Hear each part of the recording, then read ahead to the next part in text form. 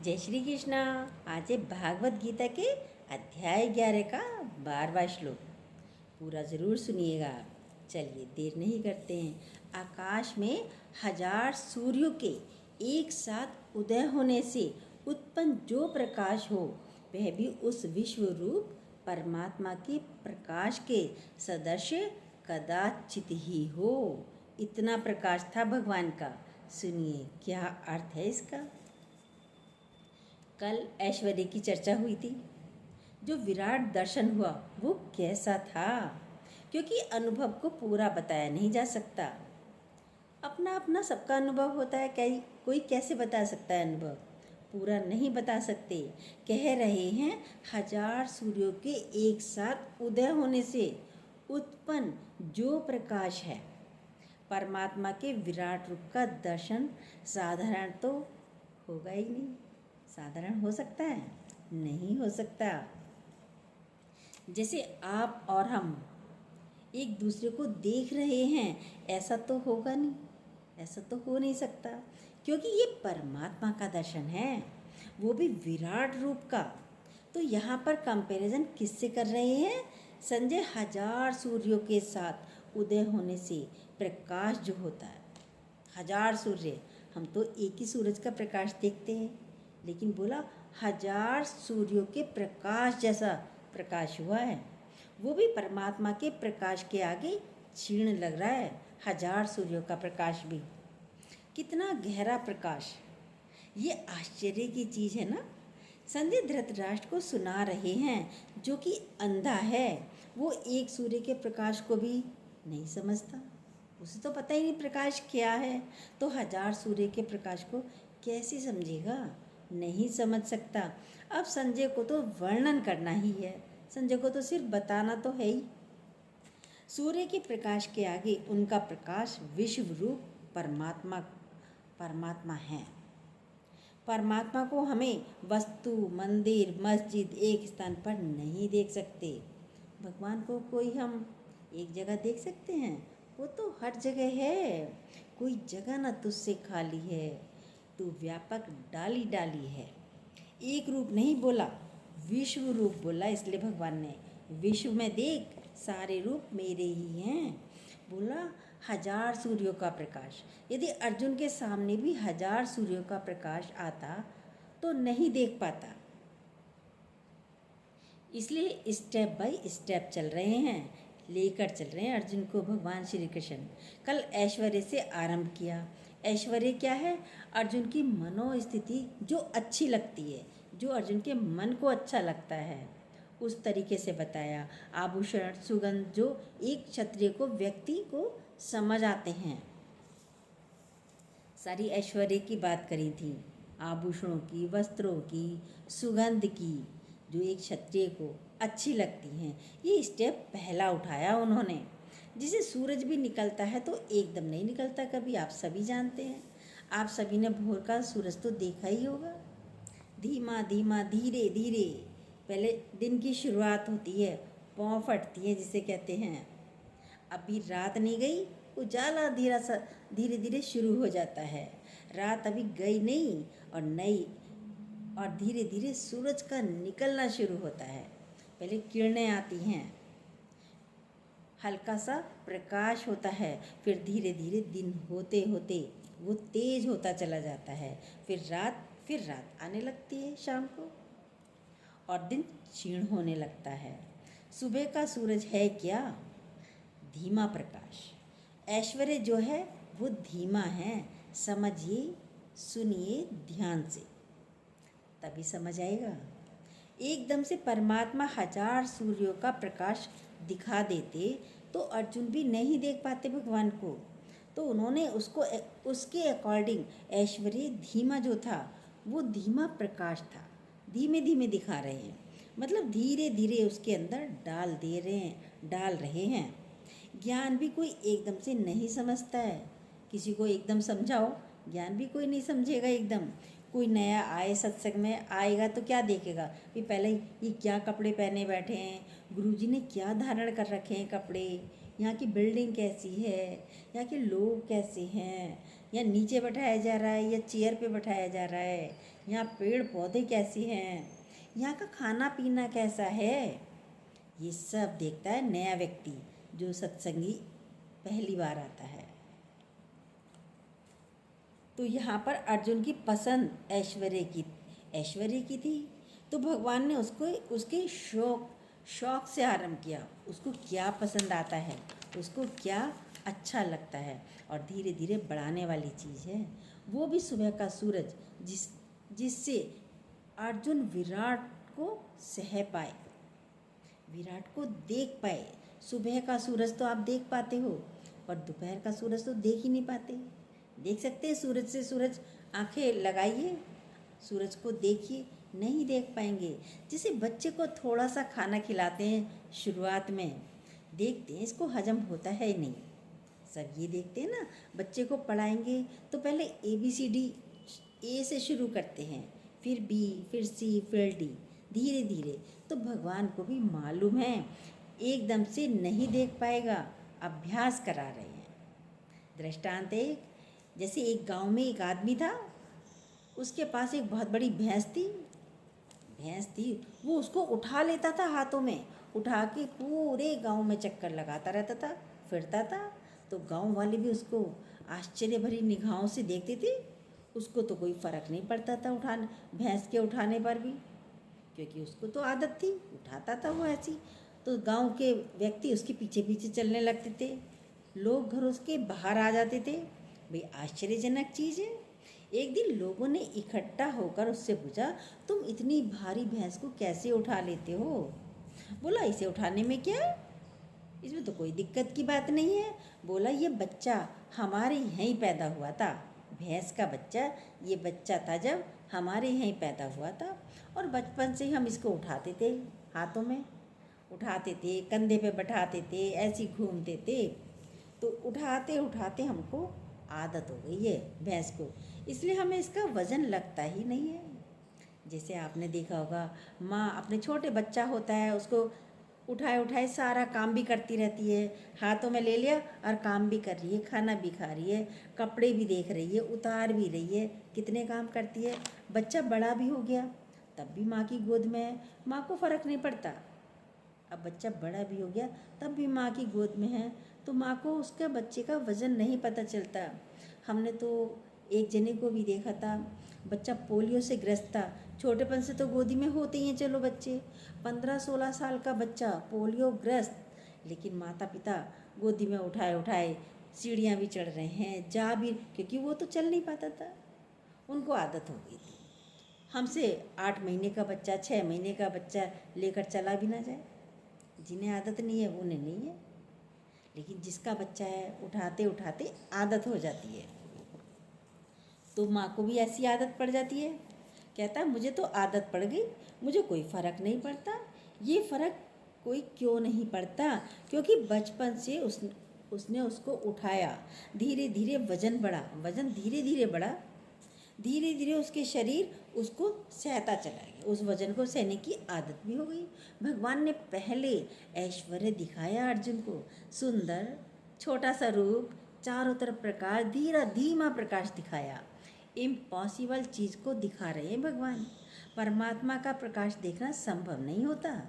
सब कहते हैं भगवान दिखता नहीं, क्यों नहीं दिखता? सब यही कहते हैं भगवान नहीं दिखता, पर क्यों नहीं दिखता? क्योंकि आप सिर्फ शब्दों को सुन रहे हो। शब्दों की पकड़ और अनुभव की पकड़ अलग अलग चीज़ हैं।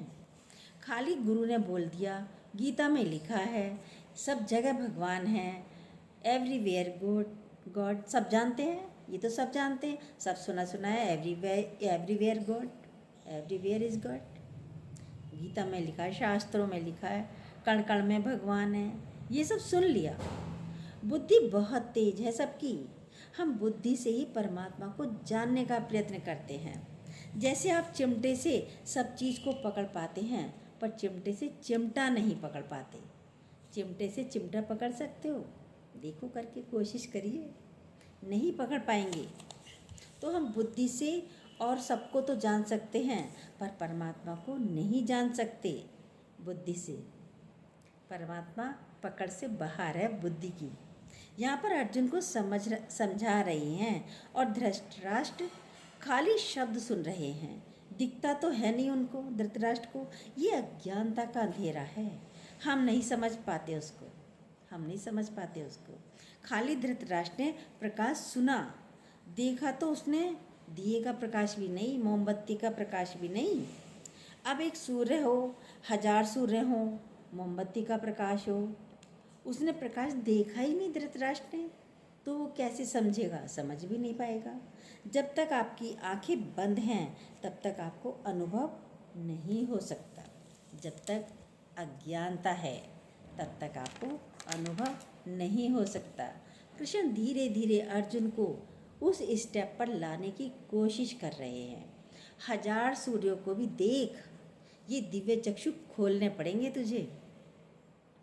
कल बोला दूरदृष्टि से भी हम नहीं देख सकते। धृतराष्ट्र को तो दर्शन होगा ही नहीं, क्योंकि वो केवल सुन रहा है। सुनने से दर्शन नहीं होगा। किताबों से आप शब्दों को पकड़ोगे, ये भीतर के अनुभव को देखना है। किताबों से भी शब्दों को ही तो पकड़ सकते हैं हम। बोल रहे हैं 1000 सूर्यों का प्रकाश, देखने से क्या होगा? आंखें चकाचौंध हो जाएंगी। जब हम एक सूरज के प्रकाश को नहीं देख सकते तो 1000 सूर्य के प्रकाश को कैसे देख सकते? आंखें चकाचौंध हो जाएंगी, बाद में अंधेरा हो जाता है। एक फिलोसफर ने लिखा है, आत्मा क्या है? बोला अंधेरी रात, डार्क सोल। अंधेरी रात है, सही बात है। कैसे है? सुनिए। प्रकाश में हम सब बोलते, हम सोचते हैं हमें प्रकाश में सब कुछ दिखता है। हम सब यही तो सोचते हैं, प्रकाश में हमें सब कुछ दिखता है, हमें सब दिखेगा। बहुत देर तक आप सूरज को देखिए, कोशिश करिए देखने की। देखिए, आप सूरज के सामने देखिए, फिर आप कमरे में जाइए, अंधेरे कमरे में। आप कमरे में जाइए जहाँ लाइट ना जली हो। लाइट जली भी होगी तब भी आपको अंधेरा ही नज़र आएगा। फिर आप कमरे में जाइए, आपको अंधेरा नज़र आएगा। यही स्थिति भगवान की है। बोल रहे हैं 1000 प्रकाश का सूर्य भी है, वो देखने की लालसा है। जैसे हम पदार्थ देख रहे हैं, लालसा तो है भगवान को देखने की, पर कितना प्रकाश है? 1000 सूर्यों के बराबर प्रकाश है, उससे भी कहीं ज़्यादा है। हमें ऐसे ही भगवान दिख जाए, हम सोचते हैं लालसा है ना, भगवान दिख जाए, हमें ऐसे ही भगवान दिख जाए। शून्य में आप क्या देख सकते हैं? नहीं देख सकते। शून्य में उस अवस्था में अपने आप को लाना है। पहले शून्य में तो लाइए। सूर्य होगा तो ताप भी होगा, पर हम देख नहीं पाएंगे। सूर्य है तो उसका ताप तो है, पर हम सूरज को देख नहीं पाएंगे। हम शब्दों को पकड़ना चाहते हैं तो चित्र बन जाएगा। शब्दों से हम बनाने की कोशिश करेंगे। भाई आपने हाथी का पाँव बना लिया, ये सूंड है, ये पूँछ है, ये हाथी है, ये पैर है। चित्र बना सकते हैं कि सूरज का भी चित्र बना सकते हैं। कितनी बार दृष्टांत चलता है, 4 अंधे थे, उनके सामने हाथी आया। पूछा, भाई किसी ने कहा हाथी आया है, हाथी आया है।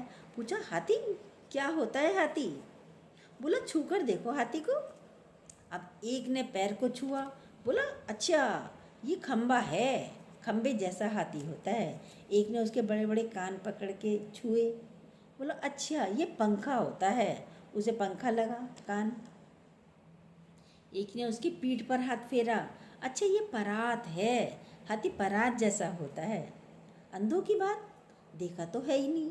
एक और दृष्टांत आता है ऐसी, एक अंधे ने, अंधा था, उसने पूछा दूध, भाई कहा भाई दूध कैसा होता है?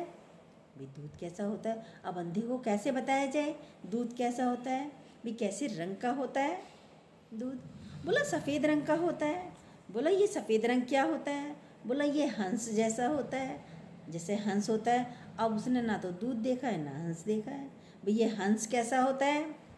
अंधा तो पूछ ही सकता है, देख नहीं सकता, उसे तो हंस भी नहीं पता, दूध भी नहीं पता।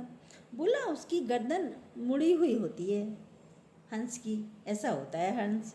भाई गर्दन मुड़ी कैसे होती है? अब उसने हाथ लिया, अपना हाथ मोड़ा, कह रहे ऐसी होती है। उसके हाथ से अपने हाथ पे हाथ फिराया, बोला छुओ इसे, हंस ऐसा होता है। कहता है अच्छा मैं समझ गया समझ गया। बोला क्या समझे? बोला दूध कैसा होता है मैं समझ गया, दूध मुड़े मुड़े हुए हाथ जैसा होता है। बताओ, समझाना भी मुश्किल है। अंधे को कैसे समझा सकते हो? वो तो अंधा है, देख नहीं सकते। प्रकाश हजारों सूर्यों का है, हमारे अंदर अज्ञानता का अंधेरा है, तो हम भी अंधे ही हैं, नहीं दिखता। गुरु ने बोला है भगवान है, शास्त्रों में लिखा है भगवान है। भगवान अब मुरली वाला आ जाए तो हाँ समझेंगे भगवान है, कोई धनुष बाण लेकर आ जाए तब समझेंगे हाँ जी भगवान है, क्योंकि तस्वीरों में हमने देखा है तो उसी को समझेंगे। मुड़ा हुआ हाथ देख लिया उसने भी, अंधे ने। डार्क सोल, अंधेरी रात, प्रकाश भी है पर अंधेरा भी है, आश्चर्य है। हजार सूर्यों के एक साथ उदय होने से उत्पन्न जो प्रकाश है वह भी उस विश्व रूप परमात्मा के प्रकाश के सदृश कदाचित ही हो। संजय बता रहे हैं धृतराष्ट्र को, मानो उससे भी ज़्यादा है, बहुत ज़्यादा है, खाली इसको अनुभव किया जा सकता है। पड़ी आदत पुरानी न बातों से बदलती है। अभी खाली जो बोल रहे हैं, हो रहा है, ये अभी शब्दों से सुना है। क्रोध नहीं करना, सब कहते हैं भाई क्रोध नहीं करना, सुना है सबने, हाँ क्रोध नहीं करना, खराब नहीं बोलना, गलत व्यवहार नहीं करना, गलत नहीं चलना, पर भीतर से समझा ही नहीं, सुन लिया बस। भीतर से समझते तो गलत शब्द नहीं बोलते, गलत व्यवहार नहीं करते और क्रोध भी नहीं करते। अभी आप शब्दों तक ही सीमित हैं। समझ जाओगे तो किसी को अहित नहीं कर पाओगे, गलत नहीं बोल पाओगे, गलत नहीं चल पाओगे, खराब आपके मुख से निकलेगा ही नहीं। पहले आप जो कुछ भी बोलते थे तो कहते थे सही तो बोल रहा हूँ। जब तक सत्संग नहीं सुना पहले क्या बोलते थे सब, मैंने सही बोला है, मैं बिल्कुल सही बोलती हूँ, आई एम राइट, आप गलत हो। अब तो सत्संग सुनना है, गुरु की वाणी चल रही है बहुत समय से, समझिए।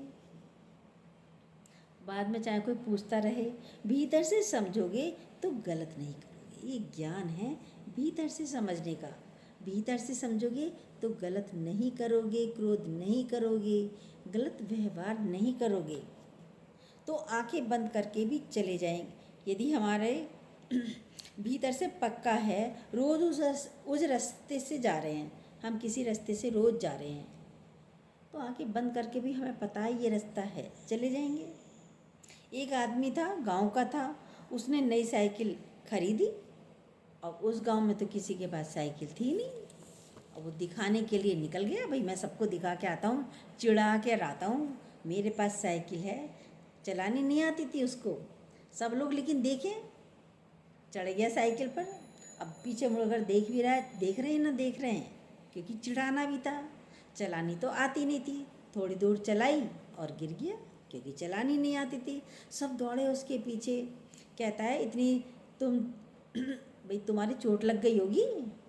बोला जब तुम्हें साइकिल चलानी नहीं आती, तुम गिर गए हो, तो तुमने साइकिल चलाई क्यों जब चलानी नहीं आती? बोला मैं नहीं गिरा, मुझे साइकिल चलानी आती है, ये तो मेरा स्टाइल है। गिर भी गया, चलानी भी नहीं आती थी, पर औरों को जलाने के लिए, दिखाने के लिए कि ये तो मेरा स्टाइल है, मैं तो जानबूझ के गिरा हूँ। अंदर वाला नहीं जानता क्या आपको कि साइकिल चलानी नहीं आती? आपको जानते हो, जानता है अंदर वाला भी। भीतर से यदि आप जानेंगे तो एहसास हो जाएगा कि मैं गलत हूँ, मैं गलत कर रहा हूँ।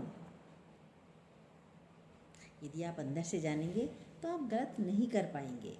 अभी तक शब्दों से पता है क्रोध नहीं करना, दिल नहीं दुखाना किसी का, सबकी सेवा करनी है। जब आपके अंदर ये भाव होंगे तो स्वतः ही गलत कार्य आपसे नहीं होंगे। आपका स्वभाव बन जाएगा फिर इस तरीके का, सही गलत की पहचान हो जाएगी। आप गलत मार्ग पर चल ही नहीं पाओगे, गलत बोल नहीं पाओगे, गलत कर नहीं पाओगे और गलत मार्ग पर जा नहीं पाओगे। बोला ना ज्ञानी कैसे रहता है? ज्ञानी होश पूर्वक रहता है। आप चले जा रहे हो ऐसे ही गप मारते मारते, चलते चले जा रहे हो, चलते चले जा रहे हो, जाना कहीं था मुड़े ही नहीं, सीधे ही चले गए, आगे पहुंच गए, घंटों का रास्ता पार कर गया, क्योंकि बातें करते जा रहे हो, होश पूर्वक नहीं जा रहे हो। हमने एक को देखा भी, पहुंच गए आगे, जहाँ जाना था वहाँ ना पहुंच गए, फिर उनको ढूंढने के लिए कोई और जाता है, भाई कहाँ पहुंच गए, कुंभ में ऐसे ही पहुंच गए थे एक, तो उन्हें फिर ढूंढ कर लाया गया। तो ध्यान पूर्वक चलिए ना, होश पूर्वक चलिए। ज्ञानी हर कार्य को होश पूर्वक करता है, ज्ञानी का हर कदम ध्यान पूर्वक होता है। सावधानी हटी और दुर्घटना घटी। होश पूर्वक चलिए। आपके बोलने पर भी आपका अधिकार होना चाहिए। बोलो भी तो होश पूर्वक, यानी कि बस बोले जा रहे हो, बोले जा रहे हो। कहते हैं मुद्दतो सोचिए और मुकत्सर बोलिए। मुद्दतो सोचिए और मुक्तसर बोलिए। मतलब मुक्तसर मतलब थोड़ा बोलिए। आप जब बोलते हैं कितना सोचते हैं, देखिए अपने आप को।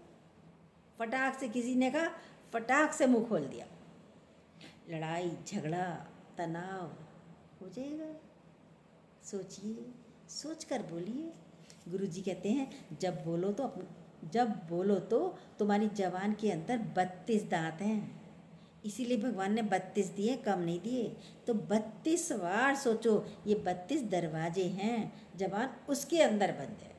तो 32 बार सोचिए, तब मुंह खोलो। उसके बाद भी क्या है, 32 बार सोचिए, फिर भी इतना बड़ा फाटक है ये, नीचे से भी बंद और ऊपर से भी बंद। उसके बाद इस फाटक को खोलिए, तब ये जबान बाहर निकलनी चाहिए, तब शब्द बाहर निकलने चाहिए। फिर लड़ाई झगड़ा कुछ नहीं होगा, आप भी अच्छे रहेंगे और सामने वाले भी प्रसन्न रहेंगे। और सामने वाले ना भी रहें तो भी नहीं, आपसे गलत कार्य नहीं होगा। बोलो ना, तब बोलो, नहीं तो किसी का अहित हो जाएगा। बाद में फिर हम पछताएंगे, अरे ना बोलती तो अच्छा था, लड़ाई तो नहीं होती आपस में इनके, मैं बेकार ही बोली। फिर पछतावा होता है। अब पछताए हो क्या, जब चिड़िया चुग गई खेत, निकल गए शब्द, तीर जवान से बाहर, बाण से बाहर। बाण ही धनुष बाण है, इसलिए इसको धनुष बोलते हैं। और बाण है हमारी जीभ, ये धनुष की तरह, होठ देखिए धनुष की तरह बने हुए हैं। दूसरे को दुख हो गया, गलत हो गया, बाद में बताने से क्या फ़ायदा। दूसरे को तो दुख हो गया, उसके दिल में तो दर्द हो गया। अब बाद में तुम कितना ही पछता लो, कोई फ़ायदा नहीं होता। ये 32 बार सोचने वाली चीज़ है। कहते हैं शब्द तो फिर वापस नहीं आते, अब बोल दिए तो वापस नहीं आते। शब्द संभाले बोलिए, शब्द के हाथ ना पाओ। एक शब्द औषध करे, एक करे है घाव। घाव कर देते हैं शब्द। ज़्यादा बोलने की ज़रूरत भी क्या है, क्यों एनर्जी वेस्ट करते हो, क्या इतनी एनर्जी है आप में। कम बोलिए, समझ कर बोलिए, होशपूर्वक बोलिए। यह है आज का ज्ञान।